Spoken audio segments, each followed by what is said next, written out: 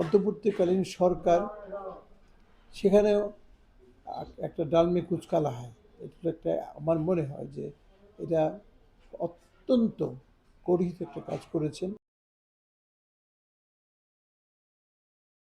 আইনের বিধানটা হচ্ছে যে দ্রুত সময় চার্জশিট দেওয়ার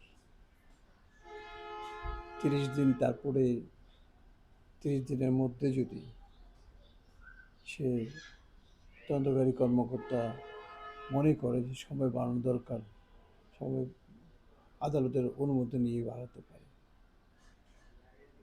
ত্বকী হত্যা বিচারের বিষয়টা আজকে 13 বৎসর,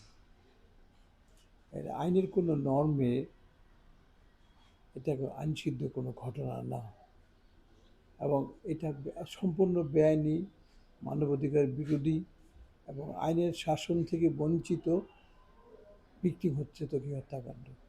মিসেস শেখ হাসিনা ওসমান পরিবারকে বাঁচানোর জন্য হয়তো ত্বকী হত্যার বিষয়টা কি এগিয়ে দিতে দেয়নি, কিন্তু তত্ত্বাবধায়ক সরকার আসার পরে 5 আগস্টের অভ্যুত্থানের পরে স্বাভাবিকভাবে আমরা ভাবছিলাম যে আইনের শাসন রাতারাতি তো আপগ্রেড করা সম্ভব না, কিন্তু আইনের শাসনের পথে হাঁটবে এই সরকার। এবং সেখানে আইনমন্ত্রী আসিফ নজরুল, এই ভদ্রলোক নিজেকে অনেক বুদ্ধিজীবী বলে মনে করেন, তিনি কিন্তু সর্বপ্রথম বলেছে যে সাংবাদিক সাগররী হত্যা, ত্বকী হত্যা, এই সমস্ত হত্যাকাণ্ডকে আমরা অগ্রাধিকারের ভিত্তিতে শেষ করব, তদন্ত কার্য শেষ করব। এবং সেই দিকে ওনার বক্তব্যের পরপরই একটু দৃশ্যমান হলো যে ত্বকীকে যেখানে মারা হয়েছিল সেই টর্চার সেলে র্যাব তৎপরতা চালালো, যেখান থেকে লাশ পাওয়া গেছে সেখানেও গেল, তারপরে অদৃশ্য রহস্যময় কারণে এটা আর প্রসিড হলো না। এখন আমাকে যদি বলেন যে এটা কেন এটা হলো না, আমার মনে হয় যে ওসমান পরিবারের প্রভাবটা কি শেষ পর্যন্ত আইন মন্ত্রীর উপরে কিংবা সংশ্লিষ্ট যারা তদন্ত করছেন বা যারা যারা সরকার চালাচ্ছেন তাদের উপর পড়লো কিনা।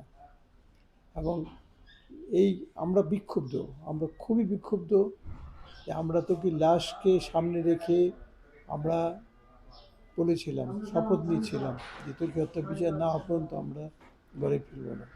আপনি খেয়াল করবেন আমরা কিন্তু ঘরে ফিরিনি। আমরা প্রতি মাসে 8 তারিখে মোমবাতি প্রজ্বলন করে ত্বকী হত্যার বিচার চেয়ে সারা পৃথিবীর বাংলা ভাষাভাষীর লোক ত্বকী হত্যার বিচার চেয়েছে।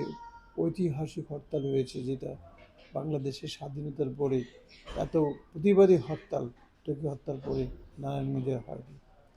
তারপরেও ওসমানদের প্রভাবে শেখ হাসিনা পারেনি, শেখ হাসিনা করেননি। আর অন্তর্বর্তীকালীন সরকার সেখানেও একটা ডালমে কুচকালা হয়। এটা একটা আমার মনে হয় যে এটা অত্যন্ত গর্হিত একটা কাজ করেছেন। ডক্টর মোহাম্মদ ইউনূস সাহেবের সরকারের কাছ থেকে কিন্তু আমরা এতটা আমরা আশা করিনি যে এইভাবে ত্বকী হত্যা, সাগররী হত্যা বিচার তিনি করবেন না এবং তিনি দেখভাল করবেন না। এখন এই অবস্থায় আমরা প্রতিবাদ করেছি। আমি আইনমন্ত্রীকে একটা মুনাফেক বলতে চাই, সাবেক আইনমন্ত্রী উপদেষ্টা আসিফ নজরুলকে। আমি আপনাদের মাধ্যমে এটাই রিকোয়েস্ট করব, প্রধানমন্ত্রী থেকে শুরু করে স্বরাষ্ট্র মন্ত্রণালয় এবং আইন মন্ত্রণালয়, যারা এই মামলা হত্যাকাণ্ডের সাথে সংশ্লিষ্ট, হত্যাকাণ্ডের তদন্ত বিষয়ের সংশ্লিষ্ট, তাদের কি একটু অ্যাক্টিভ হয়ে ত্বকী হত্যার বিচার করে নারায়ণগঞ্জবাসীর এই হতাশাটাকে, এই নারায়ণগঞ্জবাসীর এই বিক্ষুব্ধতাকে তারা যেন নিরসন করার চেষ্টা করে। আমরা গণতান্ত্রিক সরকারের কাছে আইনের শাসন চাই, আইনগত প্রতিকার চাই।